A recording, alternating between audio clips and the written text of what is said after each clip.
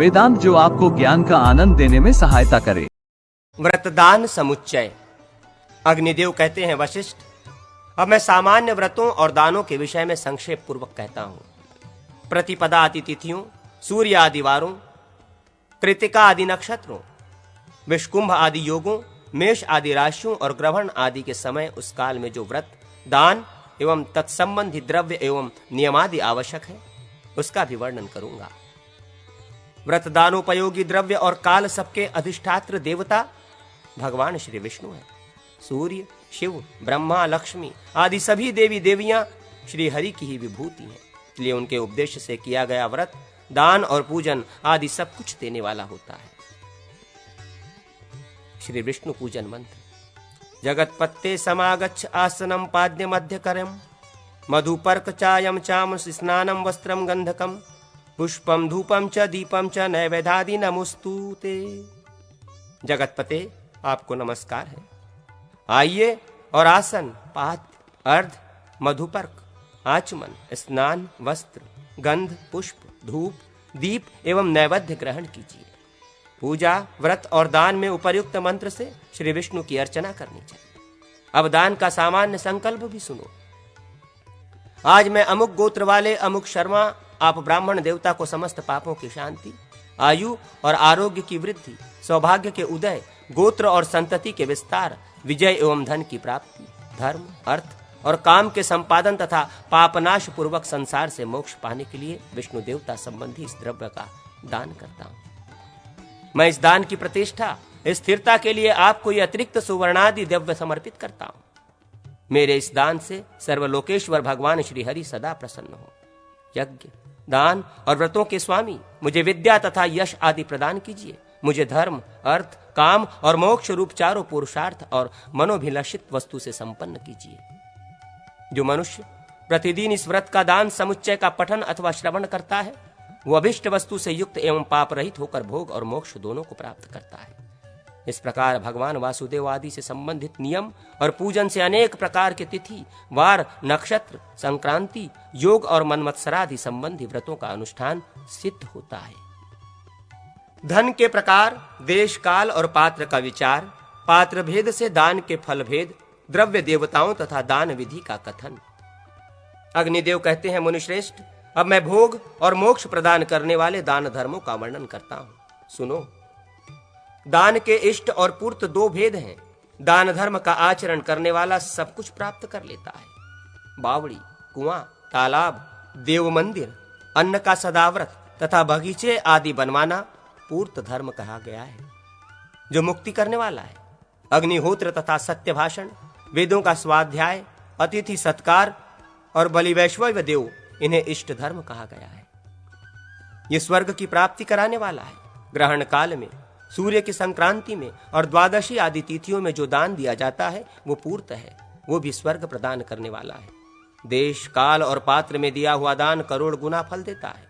सूर्य के उत्तरायण और दक्षिणायन प्रवेश करने के समय, पुण्यमय विश्व काल में, व्यतिपात, तिथिक्षय, युगारंभ, संक्रांति, चतुर्दशी, अष्टमी, पूर्णिमा, द्वादशी, अष्टकाश्राद्ध, यज्ञ, उत्सव, विवाह, मन्वतरांभ, वैधृति योग, दुस्वप्न दर्शन, धन एवं ब्राह्मण की प्राप्ति में दान दिया जाता है।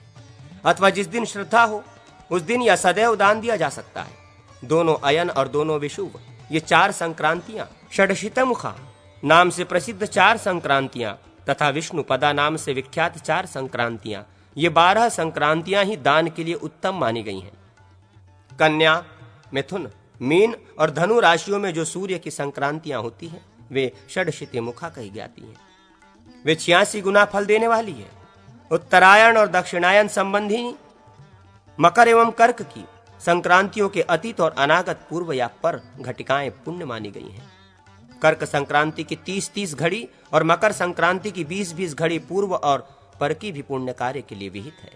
तुला और मेष की संक्रांति वर्तमान होने पर उसके पूर्वापर की 10-10 घड़ी का समय पुण्य काल है। षडशितिमुखा संक्रांतियों के व्यतीत होने पर 60 घड़ी का समय पुण्य काल में ग्राह्य है। विष्णु पदा नाम से प्रसिद्ध संक्रांतियों के पूर्वोपर की 16-16 घड़ियों को पुण्यकाल माना गया है। श्रवण, अश्विनी, धनिष्ठा को एक आश्लेषा के मस्तक भाग अर्थात प्रथम चरण में जब रविवार का योग हो तब ये व्यतिपात योग कहलाता है। कार्तिक के शुक्ल पक्ष की नवमी को कृतयुग और वैशाख के शुक्ल पक्ष की तृतीया को त्रेता प्रारंभ हुआ। अब द्वापर के विषय में सुनो। माघ मास की पूर्णिमा को द्वापर युग और भाद्रपद के कृष्ण पक्ष की त्रयोदशी को कलयुग की उत्पत्ति जाननी चाहिए। मनवंतरों का आरंभ काल या मनवादि तिथियां इस प्रकार जाननी चाहिए।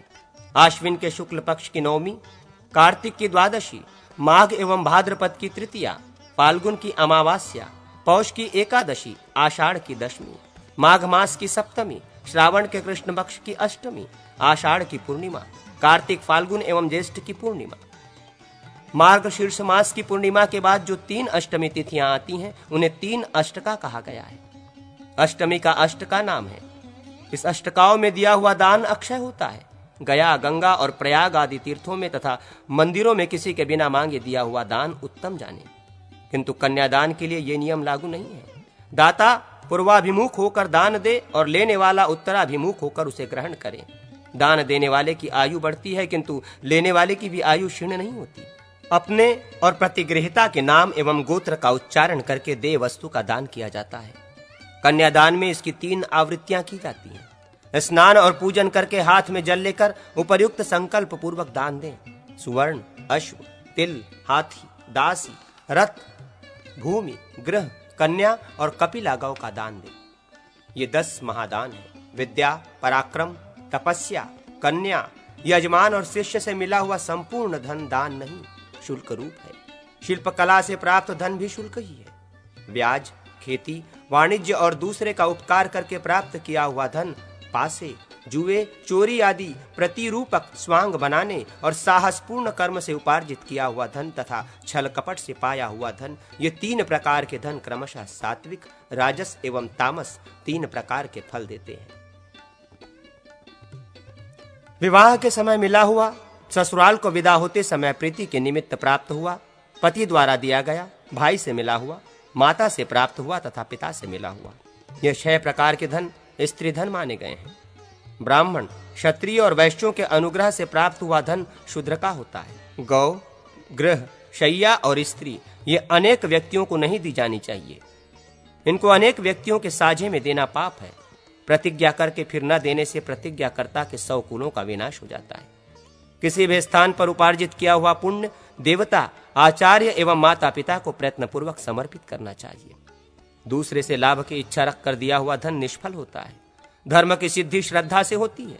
श्रद्धा पूर्वक दिया हुआ जल भी अक्षय होता है। जो ज्ञान, शील और सद्गुणों से संपन्न हो एवं दूसरों को कभी पीड़ा न पहुंचाता हो, वो दान का उत्तम पात्र माना गया है। अज्ञानी मनुष्यों का पालन एवं त्राण करने से वो पात्र कहलाता है। माता को दिया गया दान 100 गुना और पिता को दिया हुआ 1000 गुना होता है। पुत्री और सहोदर भाइयों को दिया हुआ दान अनंत एवं अक्षय होता है। मनुष्येतर प्राणियों को दिया गया दान सम होता है, न्यून या अधिक नहीं। पापात्मा मनुष्य को दिया गया दान अत्यंत निष्फल जानना चाहिए।